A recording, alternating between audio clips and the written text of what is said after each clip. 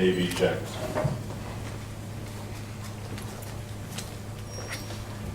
Well, it's a great pleasure to be here. I know you're going to applaud later for Joe. Communities are really important. I mean, they've been critical to the Agile movement. They've been critical to the success of software and many other things.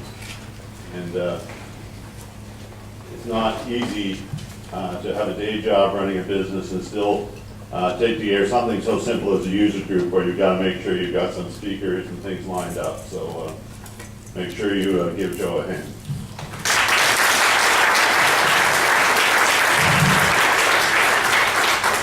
And it's a tribute to his efforts that I was able to make it. Thank you. Appreciate the invitation. I am kind of a crusty old grump, so and I'm an adjunct professor in both Canada and Australia, so I'm used to sort of pushing a few people's buttons. Lest I offend someone, since sometimes people can't tell the humor from the Coke, I'll warn you ahead of time. This is basically what I'm going to talk about. My background is product development. I have done a lot of work in large-scale lean and agile transitions in some, as I like to call them, large successful companies. It's an extremely difficult and challenging task. I'll base this talk is really heavily focused on products, so I need to basically talk about a little bit at the beginning about the difference between products and projects. Projects are, of course, the evil of IT. That's really kind of the problem. Let me just go on. So basically, projects are things that help people go up their career ladder, help people trap the best developers in their project teams, help create resource bun fights every quarter, or perhaps more often. And projects basically, more than anything else, define what IT does in enterprises and why IT has acute problems. And if you're not prepared to attack your project culture, then I think you're going to have a hard time adopting some of these techniques. Objects have largely failed in the enterprise because the enterprise has resisted these. Objects are technology for building products, and they demand knowledge of interfaces and sort of engineering principles, and those are things that are actually quite foreign to an IT culture. So trying to inject IT practice, engineering practice into IT is probably one of our failures in that area. The incentives are very different, and portfolio management and so on are very different than in product companies. The best lean and agile companies in IT look a lot more like product companies, right from the business driver, so they're driven by the dollars. They too have discovered this wonderful thing about lean startups. It is actually important to have a customer. What a new idea that is. Just so you get the idea, this is a product, right? So there's a software bill of materials, a set of components, frameworks, reusability, all these things you need if you're going to build a platform and a set of products. Doing this in IT is attempted but fraught with problems. Because in the end, IT really is about delivering my app as quickly as possible, as many as possible in a year. The more projects in a year, the better the company's doing. Nonsense.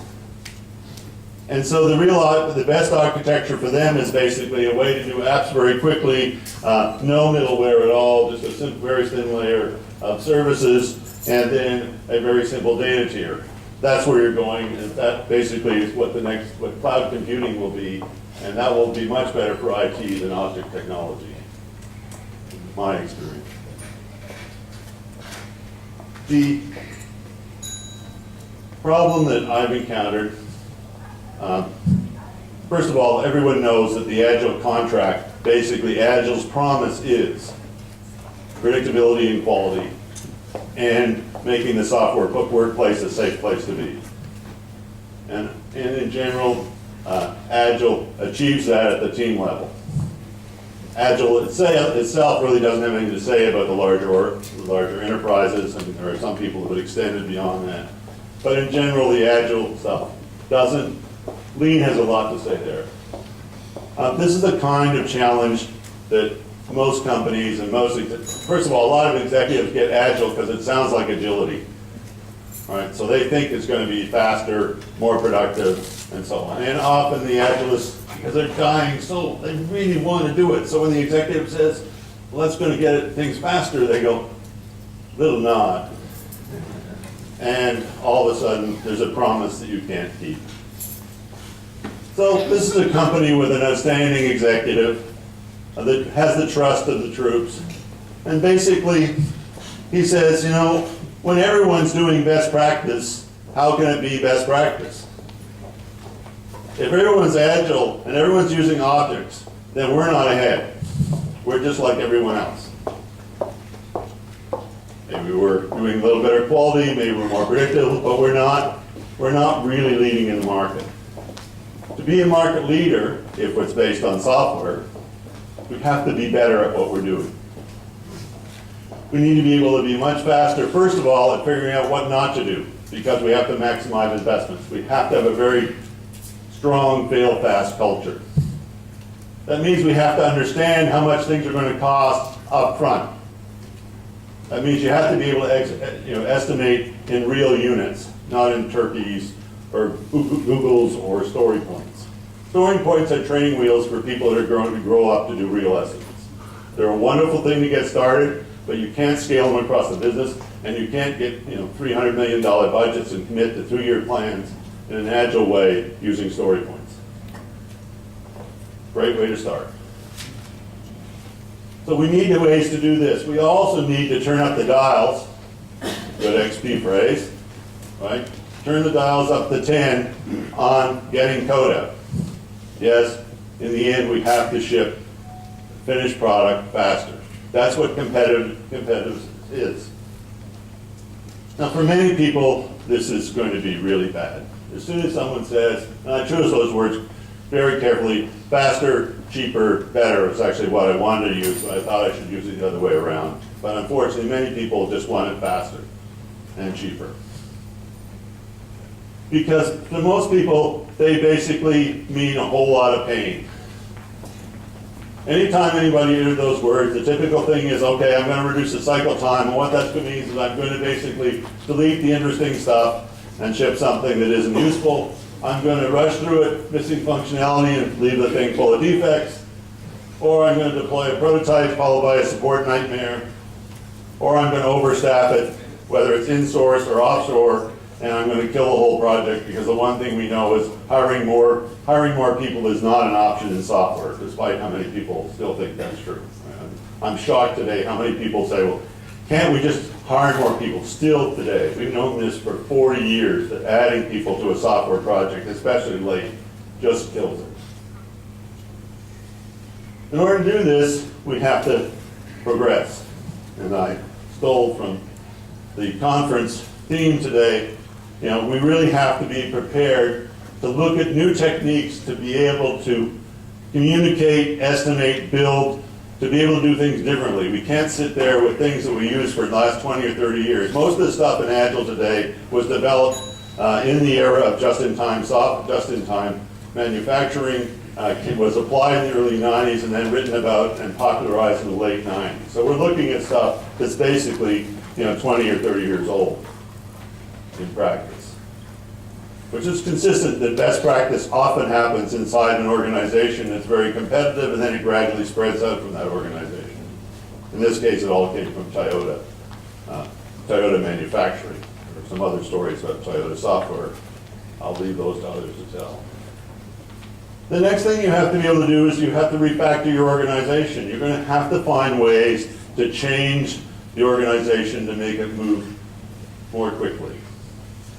And you can't be constrained by existing practices. In many cases, Agilists are more dogmatic and more religious than people who did, RUP or Big M methodologies. If you're not standing at the stand-up meeting, you get executed. If you don't believe in the 12 commandments, you don't go to XP heaven. This is really a serious problem because it blocks people innovating.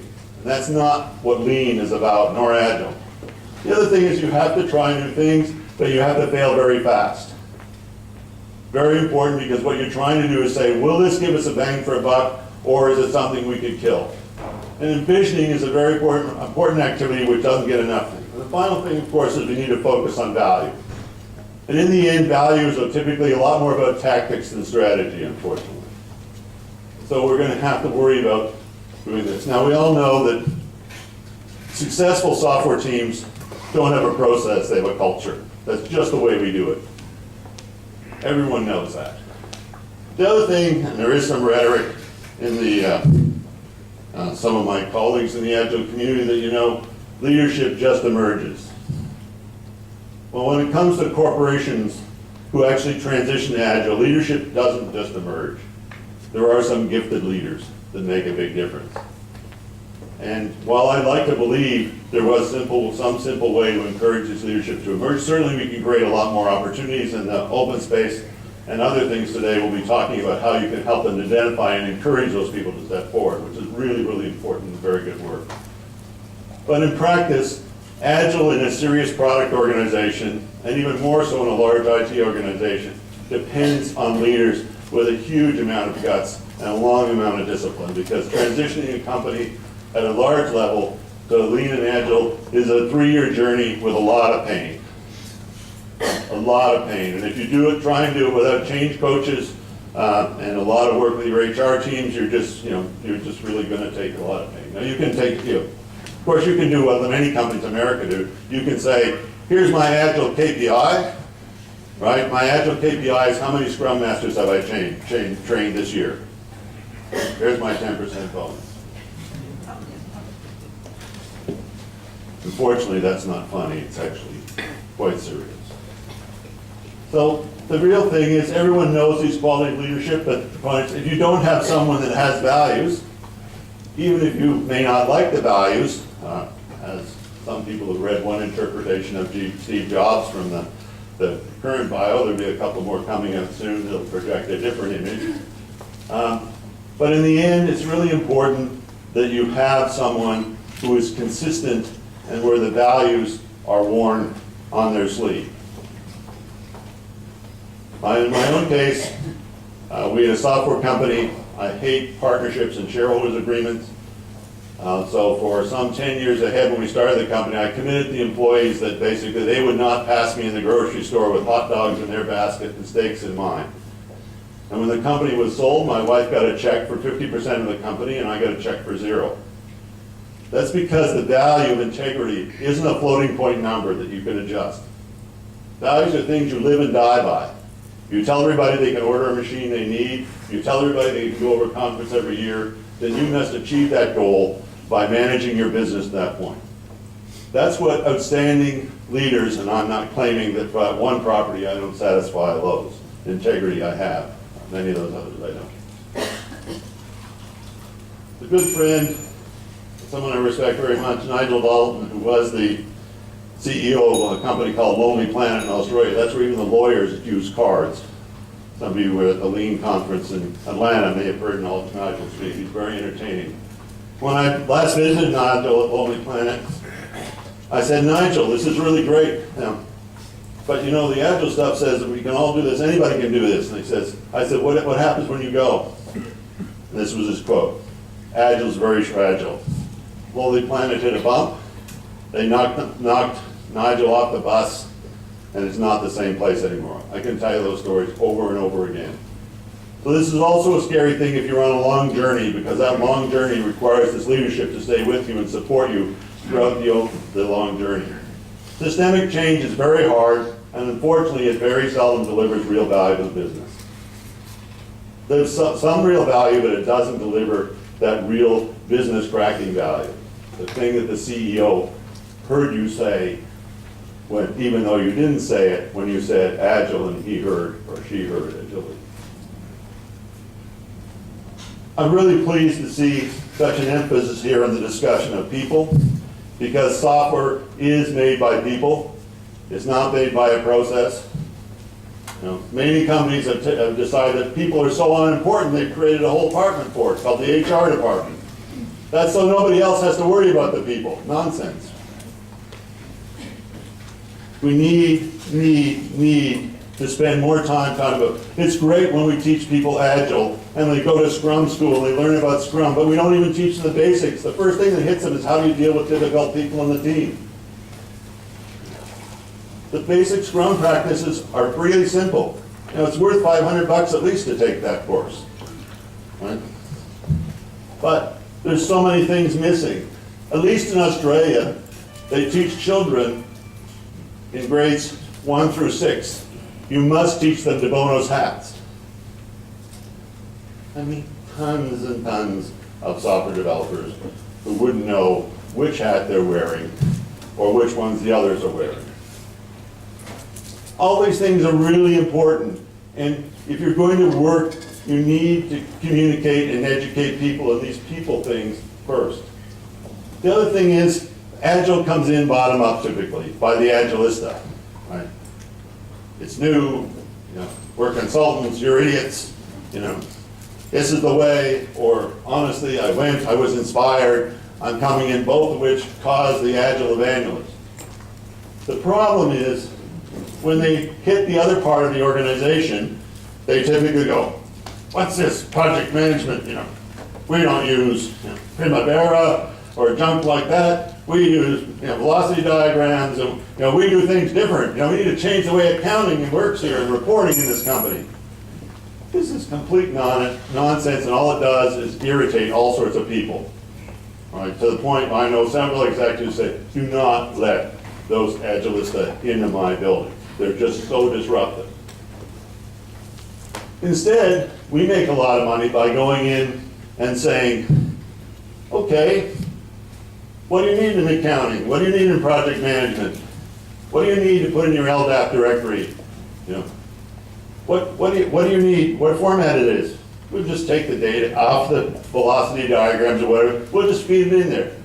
You have to look at the organization as a piece of software and respect the APIs. You can't reach in and change their implementation. Right? Very important to do this. The other problem, of course, is people notice that lots of people can't change, and the people who need to change usually don't know it. Right? You see the Dilbert signs, and they take the guy by all the Dilbert signs. He says, those are really funny. Even when they're a perfect match. Dilbert doesn't get it. These are challenges. People learn and change very differently. Visual learners, I happen to be reasonably acutely dyslexic. This creates all sorts of different problems as a visual person and a verbal person than someone who's reader, a writer, and so on. Strong opponents. Strong opponents often become your best advocates. We've had people stand up and say, TDD, that's a pile of crap, you can't do that.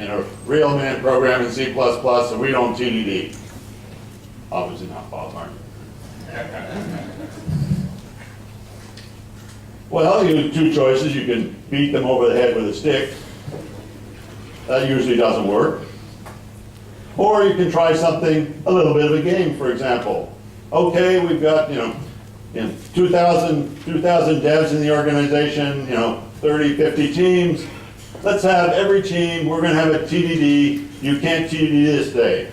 Every team's going to nominate some project some problem they think you can't use TDD on. And then we're going to bring in the best people we know. We'll get Mike Feathers in here. We'll get Bob in here. Pick any name put them in the room. And after we rank these, we'll pick, say, 8 projects, and they'll each get an hour each. And we'll see how good these hotshots do with our real problem. And if they don't do it, that team gets to go out and have a big dinner and have a sign saying, we told them you couldn't do it. The psychology of that is way different. And the converts you get when you see someone take something that you think can't possibly TDD and even make some progress on it. These guys, the person that was telling you were an idiot, never be done, and this Agile stuff is crap, all of a sudden is this advocate. This is amazing. Do you see what those guys did? Look, we can do this. They're worse than anyone else now.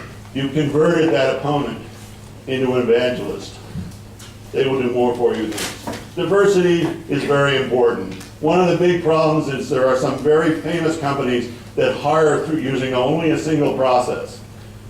My least favorite is some kind of test or puzzle. What that does is get you a homogeneous culture of really smart people that aren't going to be able to get along when they grow up. And you get a uniculture where you're not going to get interesting ideas to exchange. It's very important to maintain diversity and technical diversity, right? Because we get locked in our techno silos, right? If I'm on a mainframe, I don't talk to a guy in a mid-tier, I don't talk to a Webster, I don't talk to somebody doing mobile because we're locked in our technology towers. It's much easier to work between Japan and America than it is between someone that works in a different technology stack. Specialists, now, of course, you're not supposed to have specialists in Agile teams. Everyone can do every job. Nonsense. You're smoking dope if you believe that. Right? If I got a guy who writes DSP software, he's not going to be really good at doing database software unless he does an awful lot of that. And that means I'm going to lose the benefit of his expertise. So it's not the specialist the problem, it's the special person. Anyone who is special is dangerous, right? We like people to say, look, we're going to give you a big S shirt. They think it's Superman. We know it is. It's a specialist. That's a place to target your gun for takeouts. Right? The worst in my experience is UX. UX is so special, they have to live in their own silo. Database is probably the next. You have to break that down. This is typical of what happens in a large-scale Agile transformation or lean transformation. It's one of the reasons why I frequently get thrown out after this, because it basically says what we're going to do is delete 2 levels of management and widen the organization and have it go more concurrently. We're also going to put in a real technical ladder where this person gets paid at the level of a director or vice president. And they may not have reports. They go, this is best practice in the industry today for organizations. These are people who actually are very technical and they actually walk around and talk to people. All right, since I'm Canadian, I like hockey, and for us, even though the playing coach skates slowly, he still damn well knows where to shoot the puck and can show you a few things because he's seen all the movies. You can't beat experience. One of the big problems in Asia is you can't build this at all because there's no careers over 30 that aren't managerial. So it's very, very hard to build this in an Asian culture today. Similarly, you need these learning communities, of which this is an example. This is a sort of large-scale process that we use. Nothing particular. This is development. This is now called DevOps. This is where we figure out what the whole thing's going to look like, and this is where we figure out what requirements are. I won't go on time to take you through it, but Lean's a very simple idea. It's so simple it's hard. All right, the Toyota way. It says you have to think. All right, so that was too hard, so instead what we wanted was 7 or 12 practices we could teach people and get a check, and that would be much simpler, right? We can sell that to America, because selling thinking is always hard. There are lots of ways that you can do things, but my first metric is 1 over meetings. Right? If you go to 1 meeting a year, you get your full bonus. After that, it goes down. Meetings are big waste. Lots and lots of things that you know very well. The goal in Lean is basically maximize value, minimize waste. There are a lot of other principles as well as continuous learning, which is necessary to do that. If you're going to do this on a project, you need to keep things very simple. You need to fix price your consultants and make sure they deliver acceptance tests and rewards with the acceptance tests. You can't pass a process across a boundary. So if you've got an organization that's waterfall and you're contracting with it, the only thing you can do is go for automated acceptance tests. But IBM, for example, if you're a contractor, a supplier to IBM, and you do automated acceptance testing, once your company's been certified, all you have to do is ship the test, and they'll cut you the check right away on delivery. Otherwise, you have to wait for them to do the acceptance testing. That's how you can incent it across a boundary. You can't push a process across a boundary. Reward the tangible requirements, timely delivery. Basically, your pay package for development for a software organization is on-time delivery of what you promised, with the quality you promised, and with people who play together. That's the only thing that matters for software development. Avoid dependencies on things.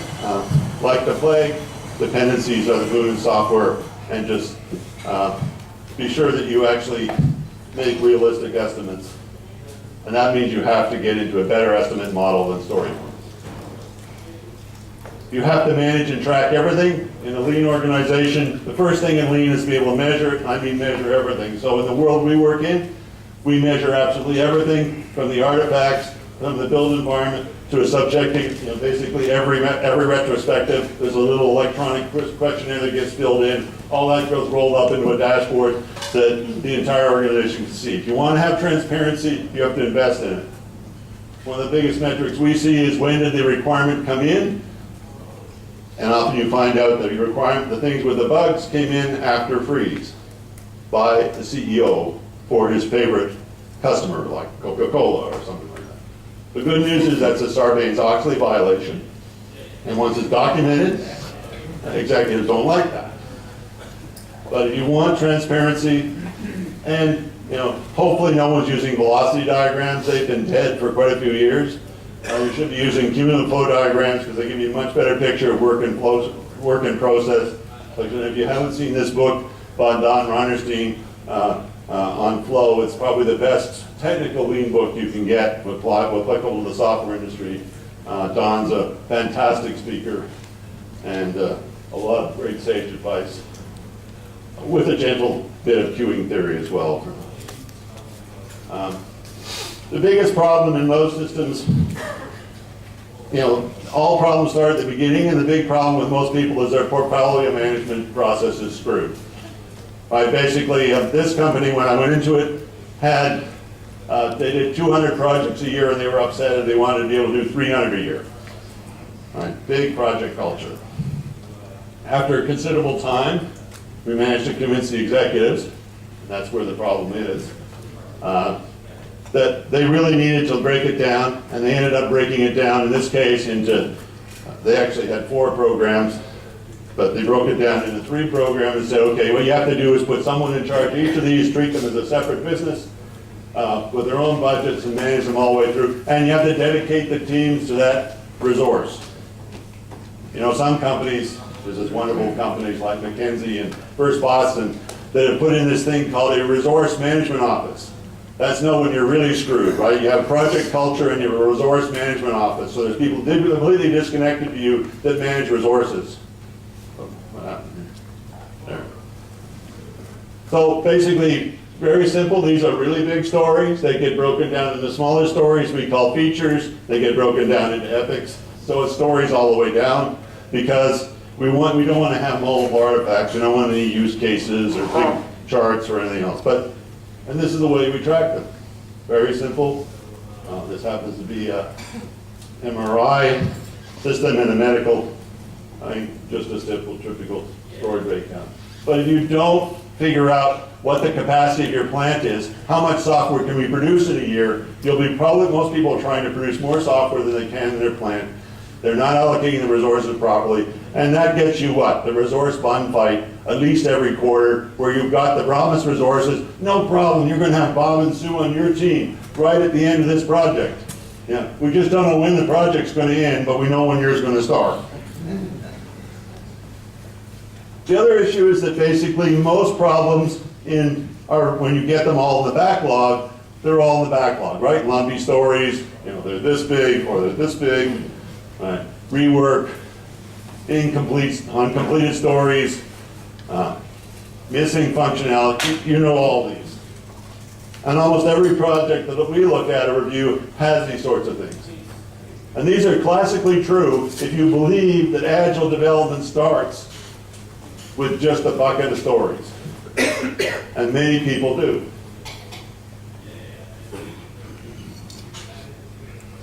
My first point also is, let's get over Scrum and Kanban. In Lean, it's just called put it on the wall, right? And make your wall whichever way works for you. My first question is, what's on the back of this card? What's the important thing that's on the back of every story card that you write? Acceptance criteria. Someone's been watching my slides. So it's very important that everyone in the organization who's going to work in this story knows how high they have to jump to succeed. If you don't have that, then you don't have tangible criteria. And there's a set of activities which we call envisioning that largely come out of things out of Lean. The best way to do requirements is called competitive delta analysis. You know what that is? That's something you're familiar with? What you do is you look out there and say, what product does this most like? These are the 3 competitors I have in the marketplace. I want these features from that one, delete these. I want these features from this one, insert those, delete these other ones. And you put that together because that makes it very tangible. There's a bunch of other techniques which are really important, like the QFD, the House of Quality. These are well known in the Lean area. People in software should be looking at these and experimenting with them. Many people I know do, but it's shocking to me how many people don't know this basic stuff of how to define product requirements. Envisioning basically is a way to get a concrete handle on what it is you're building. This is a classic example. Clearly we know that the waterfall calculator is going to be this big and we're going to have to carry it all over the place. But we have this problem with this Bob Martin calculator right here because click, click, barber trick, it doesn't have any buttons. And if it's made with plastic and there's times in manufacturing involved, we can't just flip it over. And probably we're going to write it, if it was written in Ruby, it'd be really cool because we refactor that easily, but if we were written it in cement like Java or C++, refactoring is really cool for simple programs and impossible for real ones. So the result is we need to avoid this and avoid this. So that means we have to do some thinking up front. Oh my God, that guy said do something up front. This is product design. Product design is done by people that are very scarce. They're not product owners, they're product designers. There's not many of them. They're not just UX people today. UX, of course, is the new arrogant group. Basically, you want 2 arrogant groups now. You got the developers that are impossible to deal with, and now you got the UX people. And they can't talk to each other. Oh, it's a great world. This is a real product. Happens to be a product that was bought by IBM. It's a very complicated product for analyzing websites. It was a company built by a company was called Watchfire, sold to IBM. Monitors large corporate websites, and they had to build a new UI. It was a big bun fight, and our envisioning leader went in there and said, well, why am I having the bun fight over which UI framework to use and everything else? I think I'll just build something and post it on the web so we can let people tell us about it. The approach here is very simple. These little red dots are points you can interact with. This is a low fidelity prototype done very quickly. The next one went down, gave you a concept, 8 to 48 screens. Sorry if that's an old word for you. And then the detailed one goes into 148 screens, done over a period of 2 to 3 months with user interaction, actually posted. This is one. Get the UX people to post their designs on the wall before they're done. I bet they all do that in your place too. No, we're not done yet. You can't see it. Nonsense. You're not Agile. This was able to suss out the product. In fact, customers placed orders based on this prototype. What's this prototype made of? PowerPoint. There is no code to crash. It's very easy to change. The wait times for doing certain operations are taken from simulated data, so you get realistic response time. You can do this 1 person, 3 months, part-time. Complete product. And then this is now the story cards. You can't write everything on cards, folks. It's okay to have a picture. It's okay to have a prototype. In fact, it's damn near essential if you're going to build a real product. All right. Estimates. Now, everyone, of course, is terrified of estimates because the big boss always wants to know, what's the date? Well, actually, he doesn't really want to know that. He says it's November 7th. Right. So the only way to survive this is to very quickly teach everyone, including your interns, how to respond when the big boss pops by, because you know what they do is they sort of go, they get the wrong answer from somebody, they go to someone else, usually that disgruntled guy who will promise anything to get the new project, right? That's how you really create the fiction inside a big company, but really well. You know. And he'll give him a different estimate he likes. Well, the reason is anyone who gives a single number estimate is a loser. You're guaranteed to lose. It doesn't matter whether it's story points, dollars, ghouls, whatever it is. It's just a lose. You need to at least use 2-point estimates right from the outset. That way when someone says, how long will it take us to put a man in the moon? You'll go between 5 and 20 years. But you can do that off the top of your head. And you'd be surprised how good your intuition is, especially if you do it with a bunch of people that have built a lot of stuff or worked in the same organization. So what you want, instead of having the drama of estimates, you just have it so people change them all the time. When they have more information, they update them. And then if you really get clever, you can actually estimate them in real units. Because in the end, if I'm working in a large company, I convert everything you happy story pointers do to dollars and PYs. Sorry. That's how the business runs. And of course, this is really, planning poker is really a close relative to something called wideband Delphi. Wideband Delphi has been documented and demonstrated to save 30 to 70% of the estimation error in projects. If you're not doing this, you are certifiably nuts, right? How can you miss this? Okay, so we got all our story estimates, and the story estimates roll up. And we did those in ranges, let's say just 2, because we don't want to teach people anything like, 3-point statistics. That's too hard. Let's also look at an activity base. And if I'm delivering a project that's really significant, it's going to be, a few $1 million, $100 million. I'd like some kind of risk envelope. Not some number like, we'll tell you when we start building it. Sorry, some things, if it looks like it's too big, I'm going to kill it before anyone even does a thing on it. That's the whole point of estimating. So if you're in an organization, I think this one looks like it comes from an insurance business. This table. Basically, there's a bunch of things you find out you do in every application. There's some pricing tables. There's some process workflow rules. There's some product definitions. There's a bunch of rules for policies and so on. There's a bunch of stuff that goes on the screen. There's reports. There's interfaces or APIs. There's some Java code or whatever. If you actually keep statistics over time, no, I didn't say Kokomo. This is Agile Kokomo. If you actually keep these, you can get some pretty good ideas for these kinds of activities, roughly on average what the range is from, say, high-low. Again, we're not trying to compute the ultimate 6.25 days to do a form. Guess what? If you can basically take those activity estimates and put them on one axis, and you can put the story estimates on another axis, you can actually define for the business a risk window for this.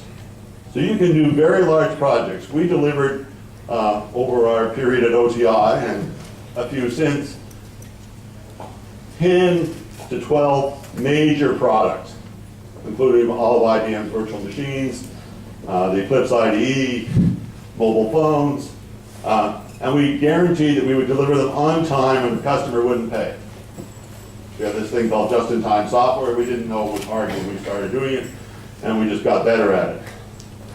But that's because we became really good at working in our own estimates. And if you have an executive that decides they want to pick the riskiest spot, at least everyone knows now in the executive meeting who picked it. But if they don't have this, it's very convenient for them. I watched one major client of mine basically said, okay, this is going to ship first quarter. This product was worth $300 million to the business. First quarter it ships. That's what sales said. You know what that means? Development said, you'll have it by April Fool's Day, and QA and test said, we'd be lucky to get it out by June. Right there, they made the $300 million mistake, and they did miss their numbers by $300 million, no surprise. But they never like to play this game because they can all play it and think that they're all telling each other the truth. They're lying. Clearly, when you do developments like this, you have to have an estimated conversion process. I don't have time to talk about this, but there is a way to take these high-level estimates, break them down, and iterate through them in a collaborative way such that you can very quickly lock and load, typically in a period of a month, on a one-year project build and ship it on time. Architecture. Architecture is a role, not a job. Architecture, little a architecture is very important. Big A, pointed hat, post-technical architect is really a dumb idea. Shoot them all down. No architect should be post-technical. If you can't at least smell code and read it, you shouldn't be in architecture anymore. Sorry. Strategy is important, but tactics win. When I was very young, I was in a hardware software company, mostly hardware, and they practiced something called extreme design. This was, I think when I worked with them was in the early 80s. And what they would do is the marketing department would basically get bids for projects, things that we had to build, hardware and software, and they basically say, okay, we'll buy you dinner. You guys take this for dinner and tell us what it's going to be to build it. Do the hardware, software, design over a period of 3 hours dinners with nice steaks and beers, and come back and tell us what it is, and we'll decide whether we're going to bid this job or not. The first time I did this, there was something crazy, like a side-looking radar on a plane, something like that, and laser printers and so on, and you get, oh my God, this is impossible, it's terrifying. The scary thing is how close you can get in 3 or 4 hours. In particular, in 2 hours, you can figure out what you don't know. And that's really the most important thing. So many systems, I learned from these guys, that was a great education, that we could basically size and estimate many things in 2 or 3 hours. We couldn't figure out some parts of it, but that's where we wanted to focus the envisioning. You're learning more about it. APIs are the architecture. If you don't have APIs, if you don't have interfaces, you have no architecture. You have some bubbles. And you can always produce the bubbles from the interface, the interfaces in the code. This is a favorite hobby horse of many people who think that components are bad, because people think components are subsystems. Subsystems are kind of organizational departments, that are big blockers, like they sit around the database or the mid-tier or whatever it is. Those are not components, those are organizational blockers. Components are things that work, that have APIs, that are testable in doing it. Can you possibly, if you're building a serious organization, if you only have features, your architecture will completely raped and pillaged. If you only have architecture, you'll have beautiful towers with nothing that works. So what you have to do is have a balance of feature and component teams in order to be able to deliver this. So here's a feature that's crossing a bunch of components. Bad news, right? Oh no, I got dependencies. I can cut that into epics. I can assign these. And if this is really the most important feature, the backlog for those components will get sorted accordingly. That means the good guy in the component team is going to work on this because it's the most important thing. The bad thing in component teams is, we'll put the new kit on that because I want to refactor the cool stuff inside. That's bad components, but they're necessary. Okay, can we actually write software faster? After all, we've got all these great cool tools and TDD and everything like that. The answer is,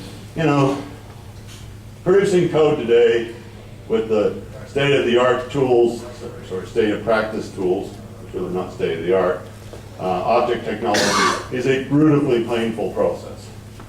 And the happy speak about refactoring is just that. Once you have any amount of code, you can't refactor it even if you want to. And you can feel free to ask Mike Feathers or anyone else. Mike will be happy to tell you that any serious piece of legacy code, he knows how to get started, but he doesn't know how to get finished. As a result, legacy code is still a major challenge. So the first thing to do to go faster is do less. We heard this early on, right? Less code, more function. K-logs kill, dependencies strangle you. So minimizing dependencies. And frameworks. The good news about frameworks is they save you writing code. Ha ha. The bad news is they inject a ton of code into your application you didn't know about. You try and untangle yourself, it's a big mess. Frameworks are the failure of Frameworks were basically something that was on its way to a component, but we didn't have time to finish it. And so what we did is we gave it to you half done. That's the problem and the failure of OO. And the more frameworks you import and you get from free, oh, just try JavaScript World now. It's really new. There's a new framework a week for JavaScript. Legacy. Technical debt. All heard about technical debt, how important it is that we get those technical debt cards in the backlog. Right, so we can fix that. Well, actually, I have an observation. Where does the technical debt come from? It comes from emergent seat-of-the-pants architecture and design and hot coding. That's where technical debt comes from, and Agile developers can make it faster and worse than anybody I've ever seen. Because if you don't think the design up front, if you don't do some basic prototyping and concept, you will amass technical debt very, very quickly. In most cases, you find out that developers are really happy. Sprint 1, Sprint 2, Sprint 3, Sprint 4, Sprint 5, and they say, oh, we've got to stop, we've got technical debt. Where'd that come from? It came from them. They put it in there. Here's the latest and best practice that comes from the extreme end of the financial community, high frequency trading and so on, who are always the brave to try almost anything with your money. This is currently the best practice in software. Don't bother testing at all. It's expensive, it's hard. Trying to mock something that's complicated is so difficult. Why do we bother with this at all? Great idea. How do you do it? Well, what you do is you just write the code and deploy it, and then you monitor it. You have a very robust monitoring infrastructure, and basically, if the thing fails the monitoring criteria, you just shoot the process and replace it with the previous one. This works very, very well. However, you have to have a different kind of design. You have to have a modular microservice architecture. There's small single function processes that execute, or actors. They have to be loosely data coupled, no object pointers or anything mess like that, or inheritance, or all that other nasty coupling stuff that you get from OO. You have to have simple functionality to deploy it. You have to have stringent monitoring for the behavior, like the dollars traded, whether or not they're within the expected range of the financial system. And this works well in a ton of applications. And it'll be the next generation for building systems very, very quickly, because by writing very small independent processes, you have very loose coupling, and you can deploy these things and shut them down very, very quickly.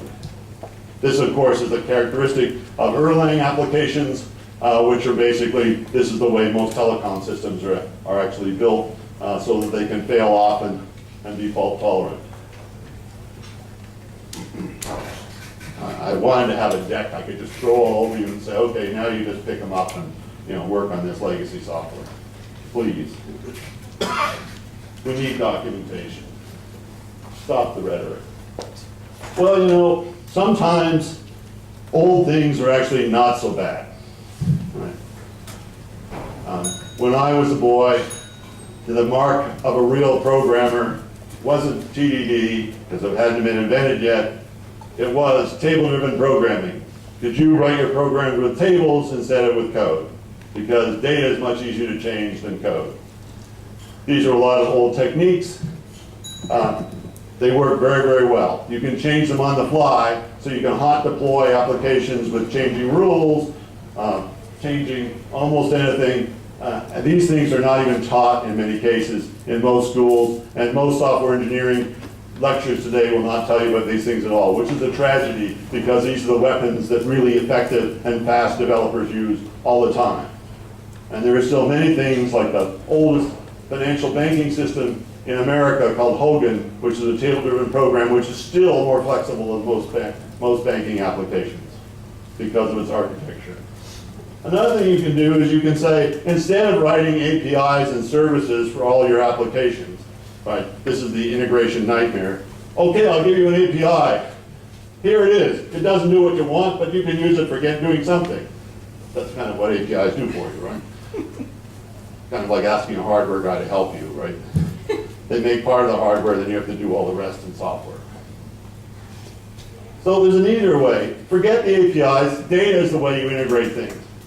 So just put an Atom feed. You know that even IBM MVS today spits out Atom feeds? Or IMS, the Impossible Management System, that old thing around. You can get Atom feeds. You can take an old factory floor of systems and just output an Atom feed. All of a sudden now anybody can consume this with web tools. You don't need any APIs. Forget the API field of dreams. The applications are never going to come. Query versus custom. The future of computing is on query. Queries are going to be very powerful. All programs will probably look like queries by 2020. Expose scriptable services and use self-described data. Why is JSON so hot and things like that? Google protocol buffers, because you can do this. Table-driven programming, lots of advantages, real easy to do, very fast, very compact, works in everything from real-time systems and command and control with critical response times, trade matching engines in high-frequency trading to healthcare to everything else. Really powerful technique, and not only that, the BAs can do it, and you don't need the programmers to get the program to run. You can just automate the whole thing. I worked with an insurance company that was a very stable insurance company in a particular location. They had tons of knowledge. They spent 200, 300 million, I don't know the exact number, for a large, basically you just go to one of these, you sort of interoperate, you have IBM services and they screw you, so then you go to CSC and they screw you, and then you go to Accenture and they screw you, then you rotate them around to get in front of their opportunity. They put out this system, and the day, 2 weeks after they put it out, the agents in the field said, turn it off. It was so bad. So then they went Agile. Of course, they needed a service bus. Everybody has to have an enterprise service bus because most people's architecture is actually IBM's or Microsoft's or Oracle's architecture, not an application architecture. But it turned out that the Java skills were not there. But just as we were about to give up, one of my colleagues went upstairs and found these amazing BAs and insurance domain experts who actually had everything done in Excel spreadsheets. Some of the spreadsheets went from there to there, but they had it all there. Commercial insurance, private insurance, car insurance, all these things done, sitting there waiting for someone to actually listen to the requirements. By modularizing those, you're able to automatically generate almost all the logic for the system, plus a few interfaces to the enterprise service bus, because that was a tick box for IT. Very simple. Reduce the integration time in dollars. I mentioned this already. Basically, if you've got a really complicated, ugly application, perhaps you're in the banking industry, and somewhere back in time, people programmed in a language that was very powerful then, but you don't speak Greek APL right now, right? That's still running, folks, because it works really well. The problem is it's encrypted. What do? Well, you can kill it. You can try and rewrite it in Java, C++, C#, and you'll fail, because rewrites almost always fail, unless they're very carefully managed. 90% of major rewrites fail. But there is a simple solution. Take that thing and put an ODBC interface in it, such as Data Direct or one of these people have, so it looks to everybody else like it's a SQL database, and all of a sudden you can take this old legacy thing, which was scaring your pants off, maintain it with 2 APL programmers, and you're able to do this. Very simple tricks to let you do this. Use mashups. Smart wikis can do a lot for applications. Scripting, you all know about this. Something that's very important, hardware is very, very cheap, especially relative to prima donna developers. You can buy hardware today for $30,000. You can buy a box with 512 gigs of RAM. 512 gigabytes of RAM. Our clients today are using 4 terabytes of RAM.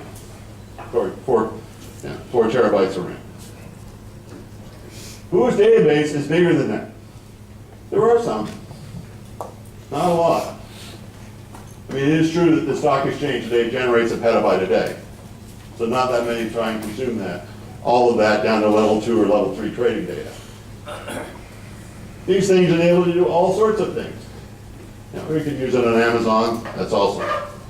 Automated build and test, all your interesting data is in memory. Inexpensive to convert, translate. Data compression and encryption are much cheaper because those multi-cores are not doing anything anyway, so they can actually, you know, if you're using ZFS, the encryption is actually free because it uses the parallelism in the multi-core to actually do the decryption, right? Or sorry, the decompression. What's a database anymore anyway? Who knows what a buffer is? We just spent a lot of time talking about how you design transactions so they fit in the in-memory buffers, and you know, you only had 10 buffers. That world is gone a long time ago. Most algorithms are completely different. This stuff is really fast. We interactively work with billions of rows all the time, interactively. We run spreadsheets with billions of rows of data in them, interactively. Can you do that with your object data, your object technology or ORM? No way. Because you're sucking and blowing those objects in and out of round and square rectangles and wasting all sorts of machine cycles, racing the garbage collector in a stupid, slow, object-oriented technology. Most real business applications are very simple. Data, it's a functional transformation, and it goes on the screen. There ain't no objects there at all, except the ones you put in their way. Most people don't even have a domain model. There are situations where real object-oriented programming is important, where you're really modeling things and so on, but most IT does not have or need objects at all. And it doesn't matter if you're a really hot TDD developer, if you're using cement when other people can go way faster. You've got to look around and see what the best are using now to get faster. All the alpha geeks are not programming with object technology anymore. Maybe the last of them are using Scala or F#, hoping that somehow they can keep their Java skills alive. That world is going away. Memory algorithms can be much simpler. Performance is very different. And you can now enable end-user computing. Self-service end-user computing. That's the ultimate answer that people are going to seek. Get out of the way, IT. I'm smart enough. I figured out how to program in school. I can do this in R or MATLAB, and I'm going to be able to execute R and MATLAB at scale. So I won't have to go to somebody and say, please, oh, just a second, you have to write 45 story cards to tell me what that MATLAB's doing. Good luck, right? Here's my R. Look at, here's the model. Could you just run this so I can run it against the real data? Oh, sorry. We have to put in a Hadoop cluster, and install this hardware, everything else. You know, you shouldn't be using a language like R that isn't for real men, because real women are already getting the answer with R. These things are going to, so we're going to have a massive trend to end-user computing, where you can sell these things off and let people do them. This is how people are getting things out faster. They're making things differently. They're trying to do things with less stateful programs. The reason that programs are hard to refactor and hard to maintain is because they have deep coupling in inheritance, in frameworks, and so on. So we want really simpler, loosely coupled applications. I won't say the F word, but a lot of this is inspired by work on functional programming, and there's still some, FP deals really well with collections of data. And unlike SQL, which is a brain-dead functional language subset, there are new dialects of SQL that let you do full functional programs plus SQL, so that people can write queries that are as good or more powerful than programs people can write in C++ or any other language. There's some questions, there's lots of mathematical formalism here. Not clear yet, but it may be that FT with type checking and of different change may actually reduce the amount of testing you have to do. It's well known if you use my favorite dynamic programming language that you don't have types there to help you, so you write lots of tests. That may be something that can go away if you have a good type system. Not the type systems that we have today, but there are new type systems. Data-driven smart programming. You don't need to aggregate all the data anymore. You can just look at it all. This goes under other names called CQS. It used to be called, in 1975, was called real-time MIS. Now we can do it. We've got fast enough processing that we can actually process this. I was just at the hardware show yesterday for financial trading. I saw a box with 100 processors in a big rack. That system, well, it's not 100 racks, will process the entire petabyte of data produced in the stock exchange 86 times a day. This stuff is coming very, very quickly, and it changes the way you program. Right? Instead of aggregating it, folding it, keeping all this, you just log it all. And then just process it all. Things become much, much simpler, much more elegant. And many people on the web have already figured this out. People processing log files in particular are working in that area, people doing analytics here in New York are doing this. So, in the end, it's really very simple. Systematic change is very hard. I applaud it. I want it to happen. I'd like to change the world. But as I get older and approach my end of life in the world, I start to look for high-value opportunities where I can make a difference. And what I see among executives is they really want the Agile stuff to succeed, but it's just so hard to do that. So in the end, the tendency is to try and say, look, where can we really be tactical and deliver value? Because that's the lean principle. Where can we make the most difference? And where can we take our few scarce crack resources and apply them to really make a difference in our business instead of trying to change everyone? That's something we always should do, but that's a long-term plan. But for successful businesses today, and for the competitive business I work through, what they really want to do is maximize value and getting code out quickly. And they're using a lot of different techniques, some of which are referred to, there's many more. So you want to find the simplest way you can get this done and use the best techniques. And these are often, if you happen to be someone that's really keen about using new technology, the high value points are where you can inject new technology, where you can use these new techniques to really get significant benefits. So it's good to change the way you would work practices with Agile, but maybe there's a lot more things you need to do. And maybe you need to look for the big value for your business. Because trust me, once you make a difference by impacting the value chain, you get a lot more clout in the organization. And then you get another one, and you get another one. And if you've got 3 beachheads, and the rest of the organization just folds because they put you in charge. But if you just sit there fighting in the trenches, trying to work on things. And unfortunately, this can't be done by every person on the software team. Most people have way too many people in software. Good software is not built by hundreds or thousands of people. It's built by small track teams who enable others to do things. So we really have to think about how to do that and how to break down our organization, or at least break down our portfolios so we can put one crack team on each portfolio so they can make a difference, and not try and do 200 projects, but try and do 5 things that really matter to our business and deliver significant value. Thanks very much. I look forward to being able to share these comments with you today. Thank you very much. Thank you so much. Thank you, Dave, for kicking us off to the Agile Day. There's one thing I didn't share with you guys before the keynote about Dave. Dave came in from Australia. He is on no sleep. All right, so he hasn't slept at all last night. This was an awesome keynote for kicking us off. We try to keep you awake to the closing panel. Thank you. All right, guys. We have a little coffee break. We're getting ready for our 3 tracks: advance, self-organize, and experiment. Make it your Agile Day. Plan your day, look at the program, and I hope you enjoy the sessions. We are now voting on our keynote, so please come over and take a dot and just rate how you like the keynote with Dave, and we're going to continue doing this for all of our sessions throughout the day. Thank you so much. Enjoy.